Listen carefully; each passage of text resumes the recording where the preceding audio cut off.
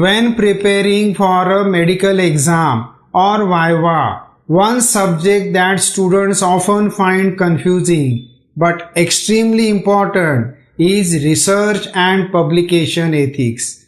In this quick video, let's revise few common questions in a simple and easy way. First, we'll see what is research ethics. It refers to the moral principles that guide research, ensuring honesty, integrity, and protection of participants. Now the second one we'll see what is informed consent. It means taking voluntary permission from the participant after explaining the purpose, risk, and benefits of the study. The third one is what is plagiarism.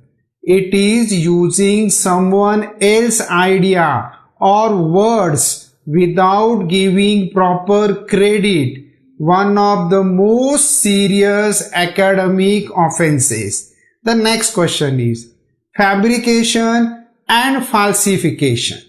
Fabrication means creating false data, while falsification means manipulating existing data to get the desired results. The next question is what is the role of an ethics committee or IEC?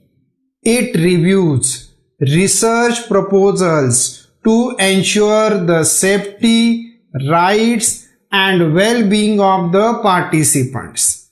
Now, the basic principle of biomedical ethics, that is autonomy, beneficence, non-malfeasance, and justice. These form the foundation of ethical medical practice. Next one question is what is authorship? Only those who have made significant contributions to the research should be listed as authors. The next question is what is conflict of interest? It occurs when personal or financial interests can influence the research outcomes. The next question is what is peer review? It is the evaluation of the research by experts before publication to ensure quality and validity. The next question is what is publication ethics? It involves maintaining honesty and transparency in publishing, avoiding plagiarism, duplication, and unethical practices.